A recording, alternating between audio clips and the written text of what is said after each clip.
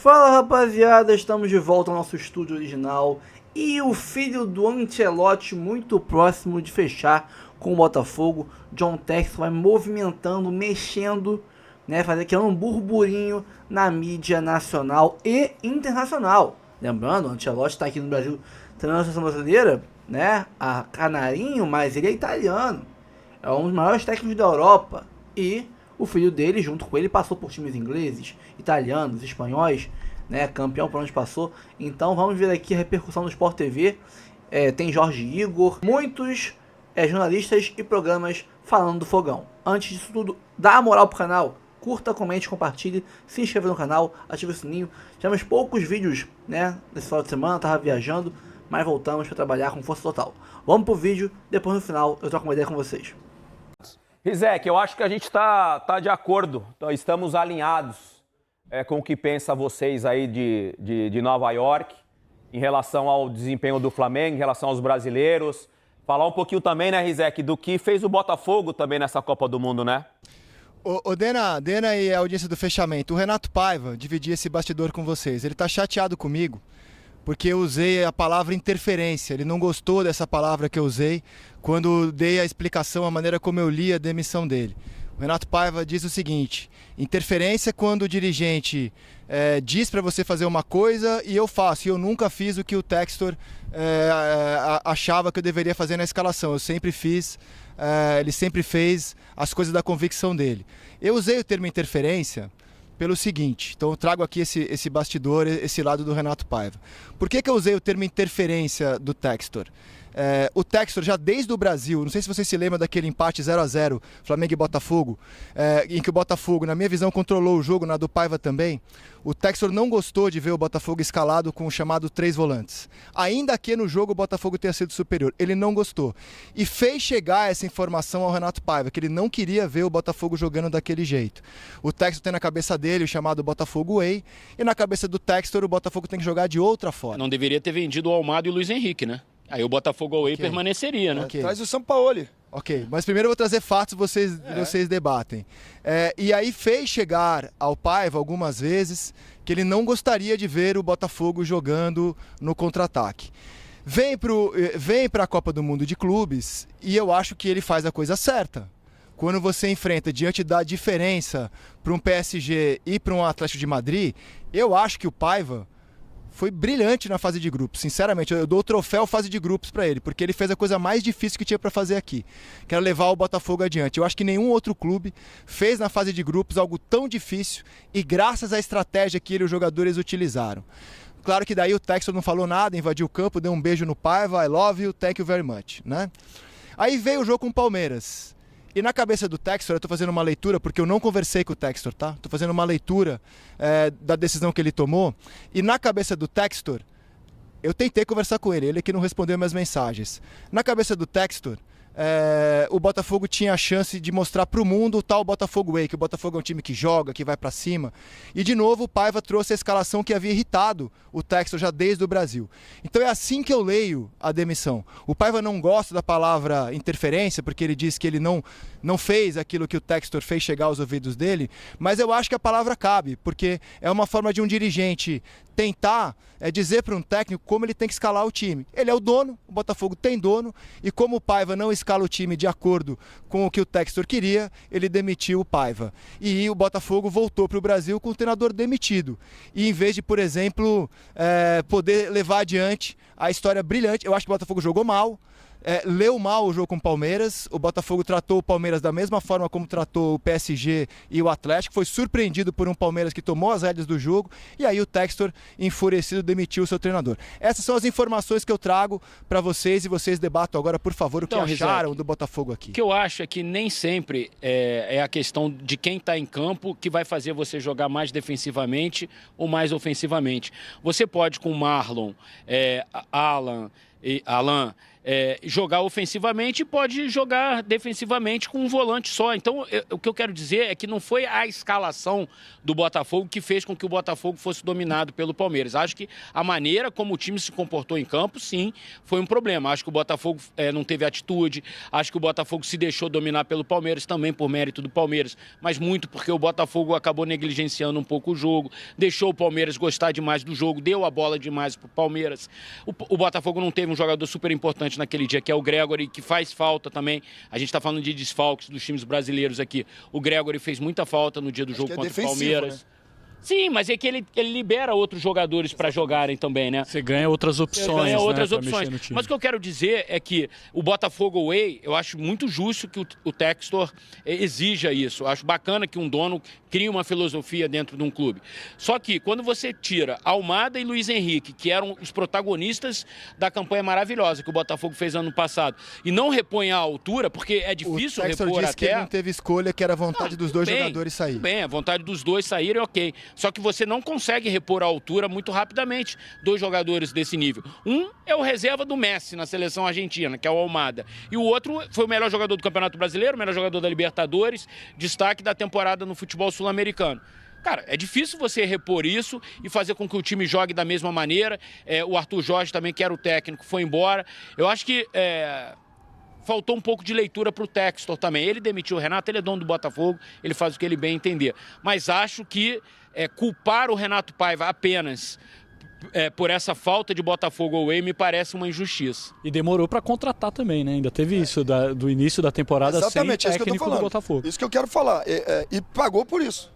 Pagou por isso. Tomou aquele amasso do Flamengo na final de um título que seria inédito do Botafogo. Tomou um amasso para o Racing, um título também que seria inédito do Botafogo. Recopa. E nem sequer classificou para as finais do Campeonato Estadual. Então, assim, pagou muito por não ter um comandante na beira do campo. O treinador realmente tinha interino, mas não tinha um treinador, o número 1 dentro de campo. E comandados, como eu sempre digo, comandados precisam de comando. Agora, eu acho um escárnio pro futebol um treinador chegar a fazer a competição que fez. O Botafogo, sem dúvida nenhuma, era 99,9% dos torcedores, até do próprio Botafogo, que não esperava a classificação. Eles classificaram, ganharam do PSG, o atual campeão da Champions League. Sim. Pode ser o campeão da Copa do Mundo, Pode ser da Copa do Mundo? Sim. Felipe, o elenco ficou chocado com a demissão. Os jogadores ficaram chocados. Isso é um absurdo. Como que entra isso dentro do vestiário para o atleta? Sabe? O Botafogo pode ganhar mesmo sem treinador? Pode ganhar, porque tem um ótimo elenco, tem um ótimo time. Mas a probabilidade de pagar o preço novamente por não ter um comandante, ou mandar um comandante embora, um comandante que é muito querido por todos e que fez uma ótima Copa do Mundo, dificilmente não passa sem pagar o preço.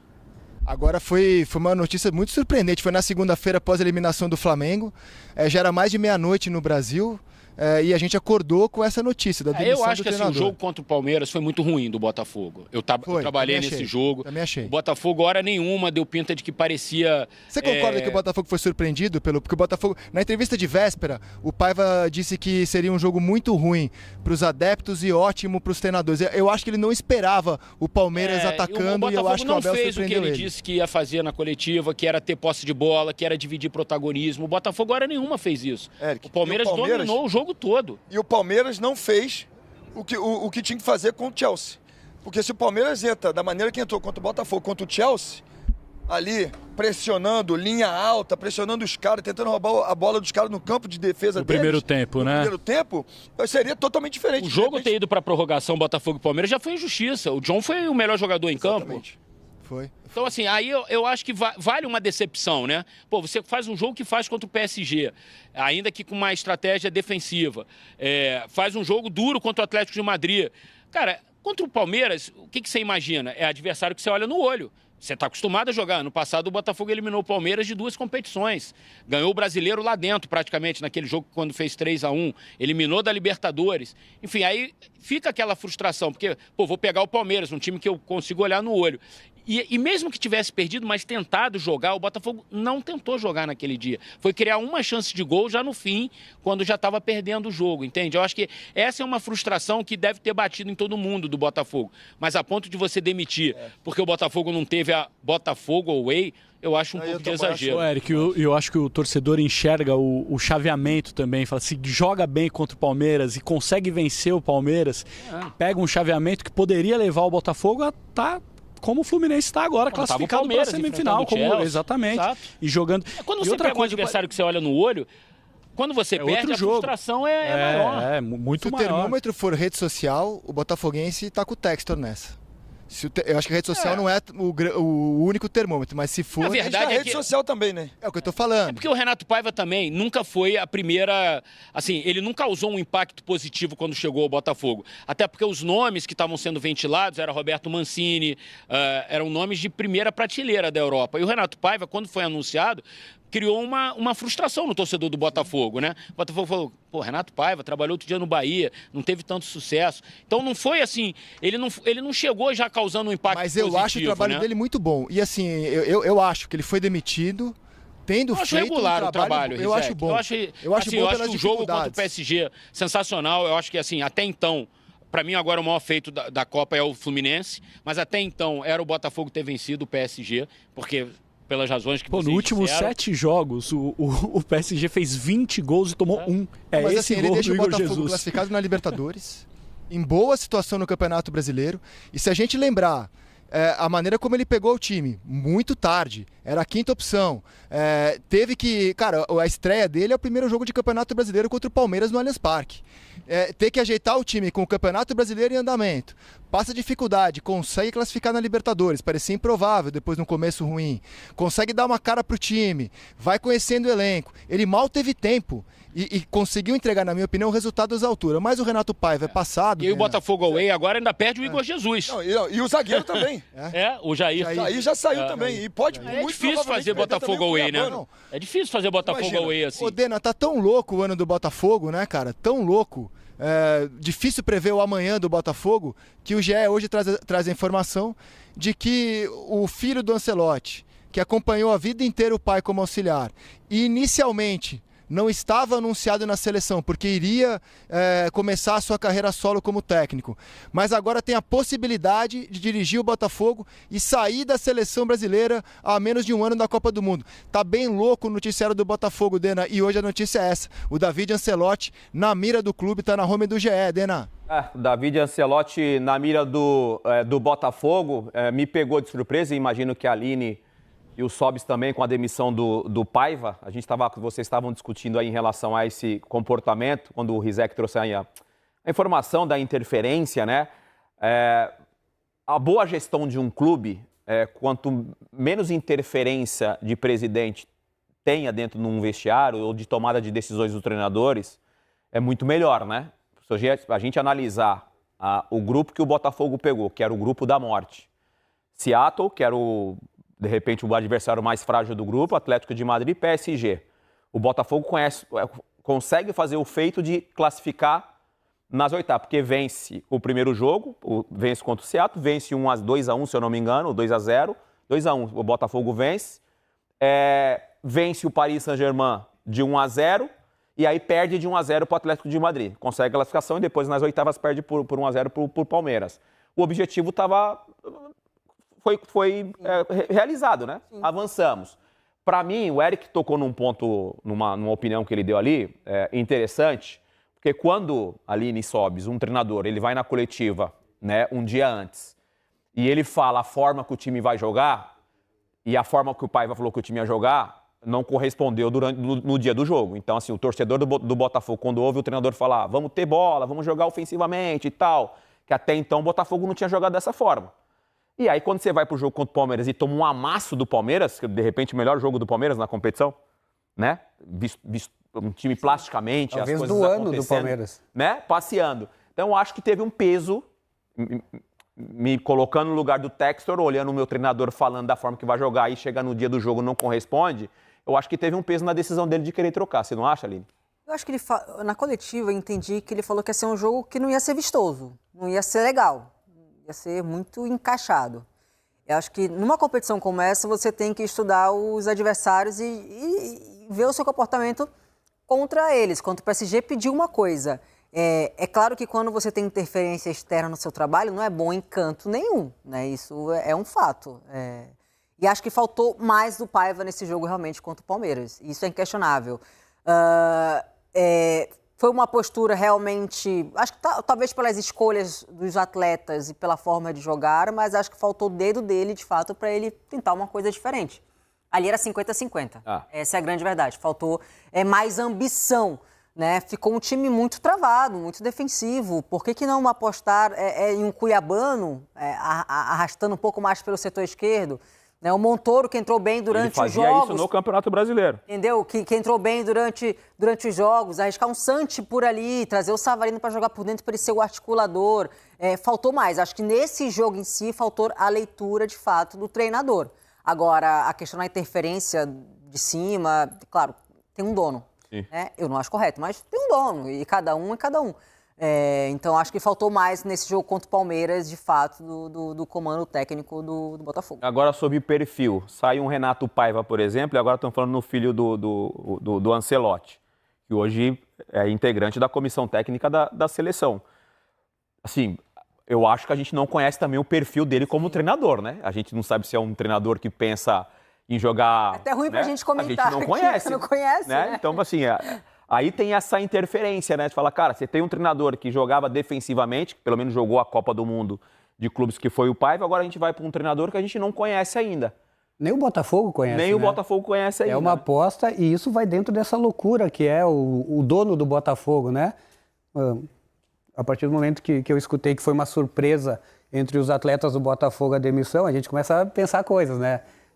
Ego, alguma coisa interna ali que não foi bem dita, talvez essa questão aí da postura no jogo, independente do que o treinador falou na coletiva, o fim justifica os meios, né? Se perdeu, não vale nada. E de tabela, queira ou não, vai ter um dedo do treinador da seleção, né? Essa é a questão. O filho do Ancelotti se aconselha com ele, tudo que aprendeu é com ele. Então, se o Botafogo traz esse treinador agora, ele... É algo diferente. Ele pega um pouquinho do treinador da seleção também. Vamos fazer um intervalo rapidinho. A notícia foi publicada ontem, às 8h17 da noite, horário de Brasília, na Europa já fim de noite, início de madrugada, pelo Nabil Djellit. Ele é um jornalista que presta serviços para France Football, para RF1, né, que é uma emissora importante lá da França, uma emissora de rádio muito importante.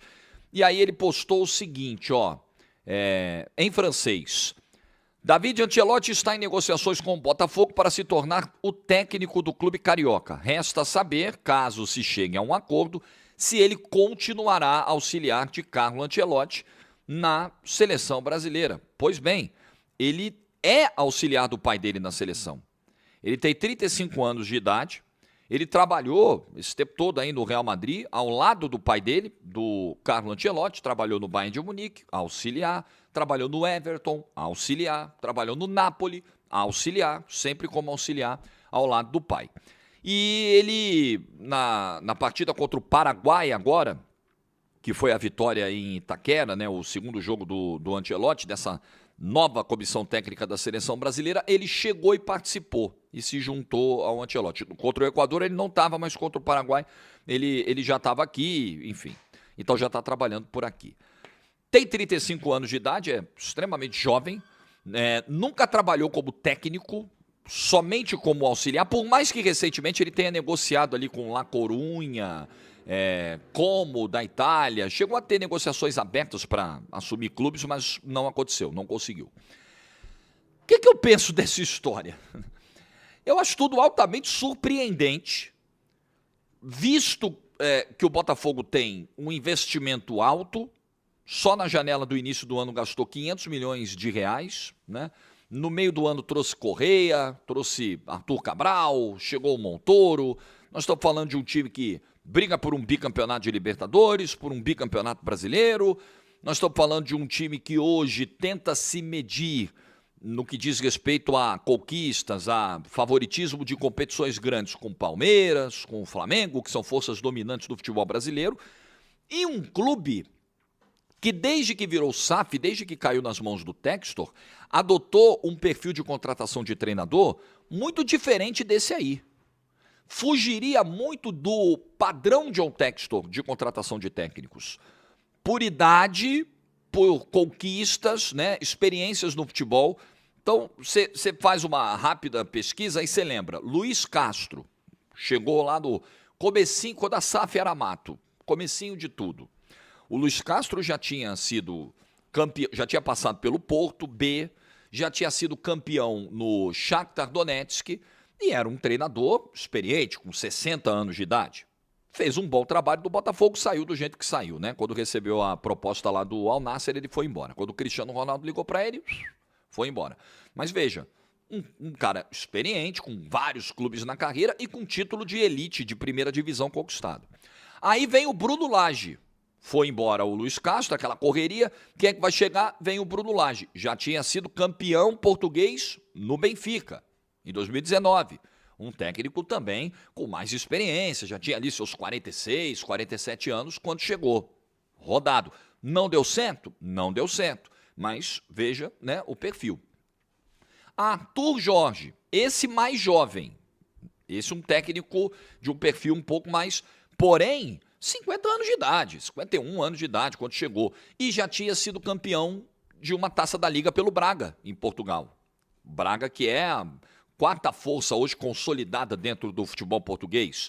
Um treinador que, além de já ter tido um título no Braga, independentemente, né, se ele não tivesse conquistado a Taça da Liga, eu acho que a Taça da Liga de 2024, ela não é determinante para contratar o Arthur Jorge. O Arthur Jorge chega porque no Braga, inclusive disputando Champions League, ele mostrou um perfil ofensivo, uma estrutura de time ofensiva, um jeito de jogar que se assemelhava ao tal Botafogo Way, que o Textor adora vender. Então você já tinha ali algo a observar, algo a concluir do trabalho do Arthur Jorge. Pô, encaixa, faz sentido, vamos trazer. O que dá para dizer do Ancelotti, do filho do Ancelotti? Ele é só um auxiliar técnico do pai. Ele não tem qualquer experiência como treinador. Qual é o jeito do David Ancelotti de jogar? Ninguém sabe. Ninguém sabe. Você vai chegar e vai sentar numa mesa com o David Ancelotti e vai falar, e aí, filhão, o que você gosta? Ó, aqui do Botafogo a gente joga assim, a gente faz isso, faz aquilo, o Arthur Jorge fez isso, o Luiz Castro fez aquilo. Você consegue fazer igual? Ele vai dizer, acho que consigo. Mas na prática, você não tem no currículo, você não tem na linha do tempo, nada que demonstre isso.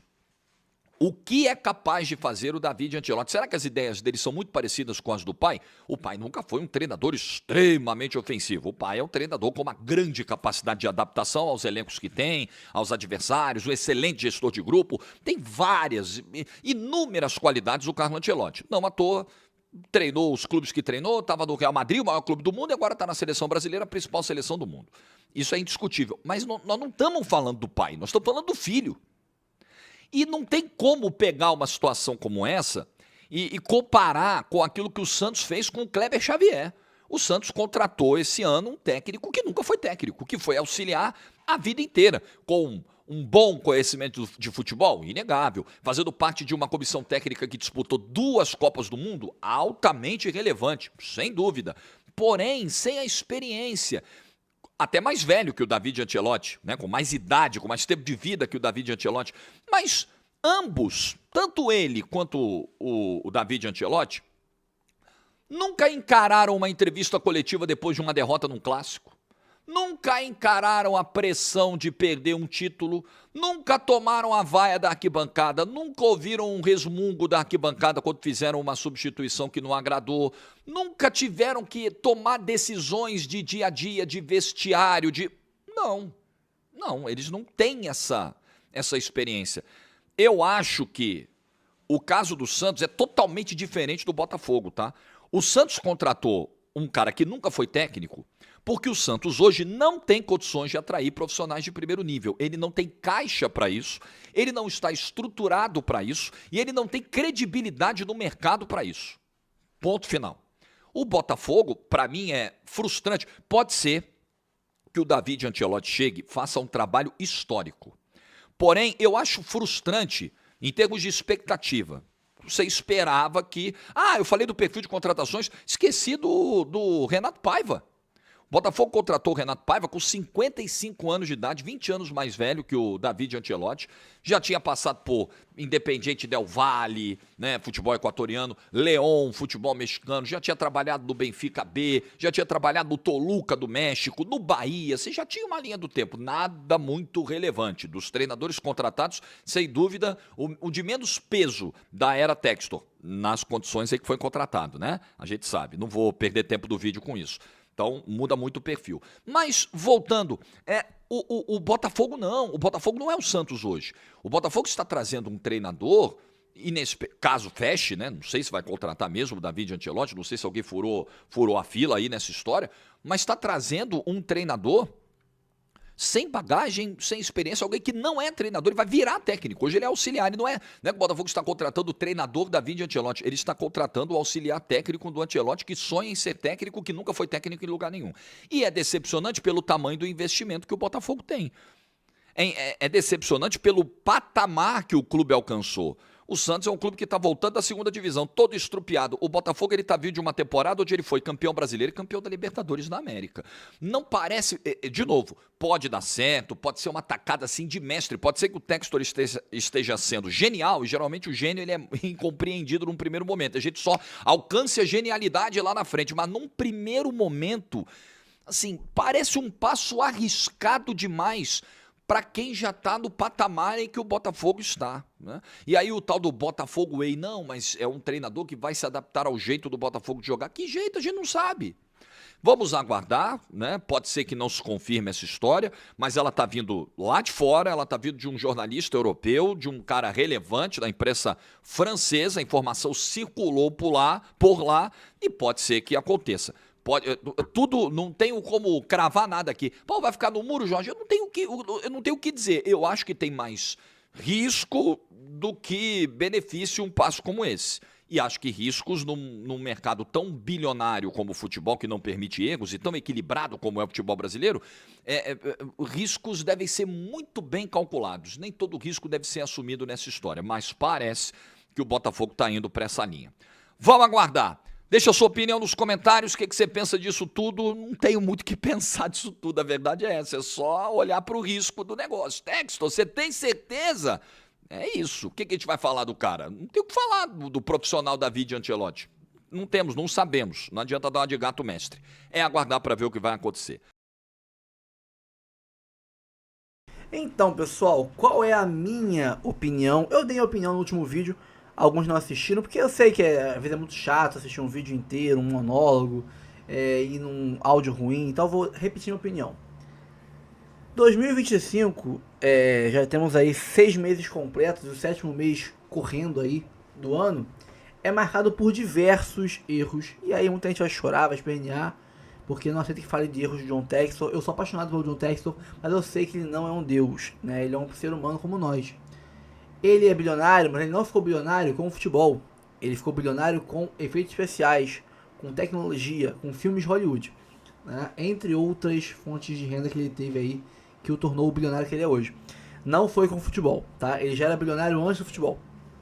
Então, ele é um cara que está acertando e errando. Eu acho que ele tem uma ótima visão de futebol, tá? O Textor tem uma análise do que é futebol, o que ele entende como o ideal do futebol, que eu concordo. Propositivo, ofensivo, bom toque de bola, transições rápidas. Eu gosto de tudo isso que ele gosta. Dito isso, ele é um cara que erra e acerta como nós. E eu vejo nesse ano muitos erros. Vão demorar tanto para buscar um técnico, porque ele queria técnicos de primeira prateleira da Europa e queria pagar merreca para eles. Merreca que eu digo são os salários técnicos brasileiros muito inferiores a esses técnicos como Mancini, Tata Martino, Rafa Benítez são, né? Queria pagar para ele salário de técnico brasileiro, os caras que ganham euro na Europa. Então, grande erro eu querer comprar um iPhone e pagar o valor de um Motorola. Não vai rolar. E depois o erro de trazer o Paiva, porque é o que tem para hoje aí, tá aqui ao acesso das mãos aqui, ao alcance das mãos, eu pego ele. Erro. E pra mim, meu filho tá gritando no fundo, tá? Não repara não. E pra mim, quando ele demitiu o Paiva, já era pra ter um cara já certo, engatilhado, porque senão não faz sentido demitir o Paiva, né? Que não, raiva nossa ou não, e eu tô com um ódio do Paiva, porque se não fosse ele, a gente estaria com o caminho certinho pra chegar na final do Mundial. Ódio à parte, agora analisando friamente, o Paiva não fazia um trabalho horroroso no Botafogo não, tá? Ele não é nem de longe o pior técnico que a gente teve nos últimos anos, tá? Melhor que muitos que a gente teve aí. Só que ele é o mais covarde, então, né, caga tudo. Mas ele deixou o Botafogo na 6ª posição do Brasileirão, começando o Brasileiro, né, trocando o pneu com o carro andando, com um elenco que a gente viu horroroso que a gente tinha, pô, Juan Cruz, Elir Manuel, Nathan Fernandes, Jefinho, tá ligado? Jogadores muito fracos. E tendo que botar pra jogar, que geral machucado, não tinha reposição. Pô, classificou na Libertadores, classificou na Copa do Brasil. Estamos vivos em tudo, apesar dos pesares, vivos em tudo. Então, se é pra não ter um cara já engatilhado certo pra tirar ele e botar outro cara, eu acho que precipitada a demissão. Tem agora o filho do Ancelotti. Vamos usar o filho do Ancelotti. O David, né? Eu vi aí a pronúncia em italiano dele, dizem que é David, né? Assim como o David, né? Que tinha por aí. O David Ancelotti, ele não é técnico, tá? Ele é auxiliar técnico. Então estamos contratando um cara que não é técnico, que vai se tornar técnico aqui. Tem a licença Pro da UEFA, A, B, C, Y, Z, JW, cochetes, parênteses da UEFA, tem. Mas ser técnico não é apenas curso e não é apenas saber de tática. O Renato Paiva, que falava nos bastidores, antes do Botafogo e no Botafogo, era um cara que, taticamente falando, conhecimento tático, ele é maravilhoso. Agora, não é só disso que se vive um técnico. Tem gestão de grupo, tem gestão de elenco, que diz respeito a você dosar a carga, o jogador A ou B, quando usar o A, quando usar o B. É você tomar decisão sobre pressão, é você lidar com a pressão, é você lidar com egos, é você entender o contexto, analisar o adversário, saber qual tática usar com o adversário A ou B. É 1 milhão de coisas, né? 1 milhão de coisas. É você montar a comissão técnica, coisa que o David Ancelotti não tem. Quem tem é o pai dele, ele vai ter que montar uma do zero. E montar elenco, etc. Não é só saber analisar a tática. Então, tomara que o Ancelottinho tenha aprendido com o pai não só tática, mas gestão de elenco e etc. Porque o pai dele, gerindo elenco, ele é maravilhoso. Ele é brabíssimo, um dos mais foda que tem por aí. O Carlo Ancelotti. Tomara que ele puxe isso do pai e tenha aprendido com o pai isso também. É aí que eu falo, Rafa, você tá contra? Cara, eu acho que é um risco que não é pro momento. Se fosse um momento pra você arriscar isso, seria em janeiro. Porque tu poderia testar tudo no Carioca, no começo de Libertadores e Copa do Brasil, né? Teria outros contextos para testar isso. Agora, a gente tá com uma margem de erro, devido a vários erros que a gente teve durante o ano aí. Paiva, Leiria, demora para trazer técnico, etc. Montagem de elenco ruim. Vários erros que a gente teve. Agora, a gente tá no momento de margem de erro zero. Se errar agora, o ano vai pro ralo. Por quê? É mata-mata de Copa do Brasil, mata-mata de Libertadores e reta final do Brasileirão. E tem um grande agravante. Fizemos um Carioca pavoroso, graças à Leiria, o Caçapa e a má gestão daquela época que o Textor abandonou o Botafogo, né? Outro grande erro do Textor, tá? Não podemos esquecer disso. Ele largou o Botafogo de mão, ao Deus do Ará. Veio aqui uma vez em 6 meses, nesse primeiro semestre. E o Botafogo fez um Carioca pavoroso, que nem pra Taça Rio foi. Ou seja, a Copa do Brasil do ano que vem, nós estamos fora dela. Até então. Se a gente se classificar para a Libertadores, ganhando a Libertadores, ganhando a Copa do Brasil, ou ficando no G6, G7, G8, G9, não sei o que vai virar isso aí, né? Pode aumentar as vagas ou diminuir. Se a gente ficar no G6 ou G9, sei lá, a gente pega uma vaga na Libertadores, automaticamente a gente pega uma vaga na terceira fase da Copa do Brasil. E aí salva-se tudo. Agora, se a gente for mal nesse segundo semestre de 25, a gente hoje, né, não é mais sexto, é 8º porque estamos com um jogo a menos. Mas a posição hoje é essa, 8º.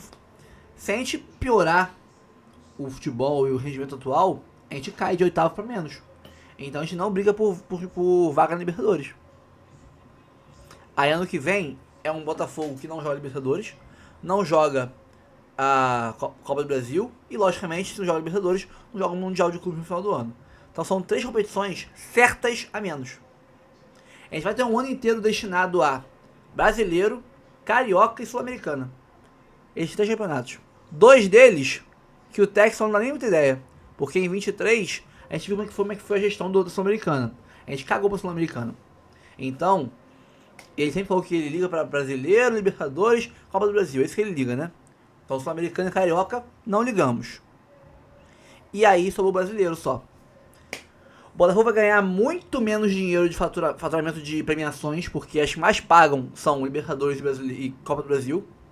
A não ser que ganhe o Brasileiro, a premiação vai ser muito baixa. O atrativo para trazer jogadores bons pra cá vai ser muito menor, porque os caras não vão jogar Libertadores.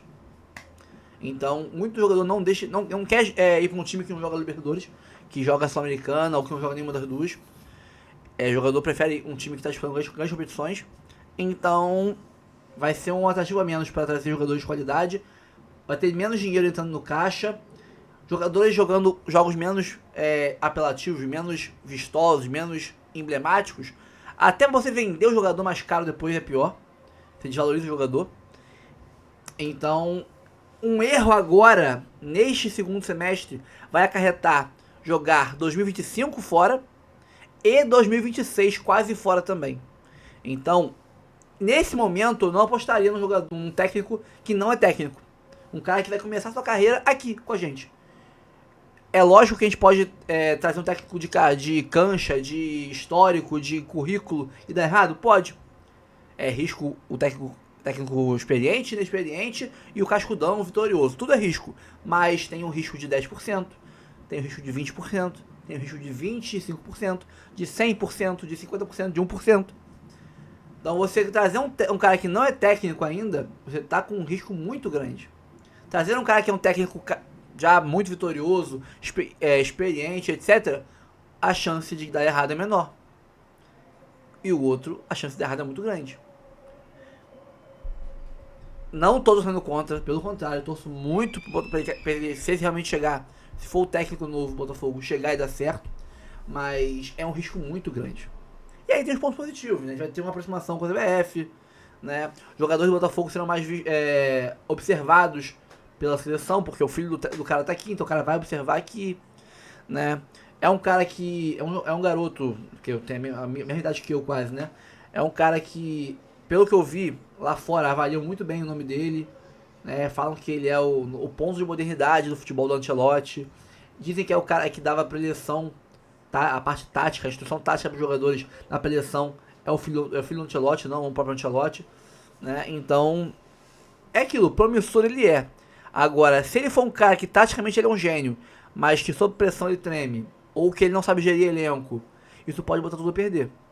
E não é a hora de um risco tão grande assim. Pessoal, ficamos por aqui. Obrigado pela moral de todos.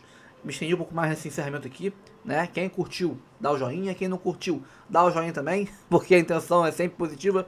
Mesmo que a gente erre, a gente tá na boa intenção. Se der certo, eu serei o primeiro aqui a falar que, pô, foi um grande acerto do Textor, né? Estarei com ele sempre. Só que a minha obrigação aqui é dizer pra vocês o que eu acho e dar pra vocês uma opinião mais sensata possível, né? Não é neutra, eu não sou neutro, eu sou botafoguense.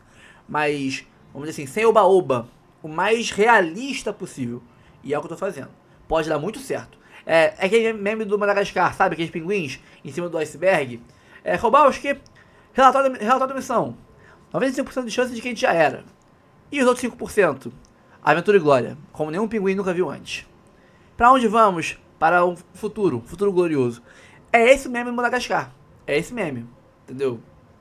95% de chance de dar tudo errado, mas os 5% do futuro glorioso. E é isso.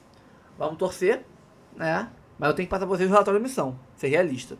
Porque depois, se por acaso der errado e eu vier criticar, você aprovou, você concordou com o técnico, disse que era bom, agora dizendo que é ruim, sou hipócrita. Eu não quero ser chamado de hipócrita depois. Se der errado, eu tenho que ter a consciência tranquila de que eu falei e eu preveni vocês. Se der certo, estarei aqui igual vocês comemorando. Porque eu não quero dar certo, eu quero ser feliz, tá? Então é isso. Tamo junto sempre, um abraço. Até o próximo vídeo, valeu. Calma, não vai embora ainda. Aqui em cima tem um vídeo especialmente escolhido pra você. E aqui embaixo tem o último vídeo que a gente postou. Corre lá e assiste, é maneiro. E aqui você vai se inscrever no canal. Clica aqui, se inscreve no canal, dá essa moral pra gente. Tamo junto.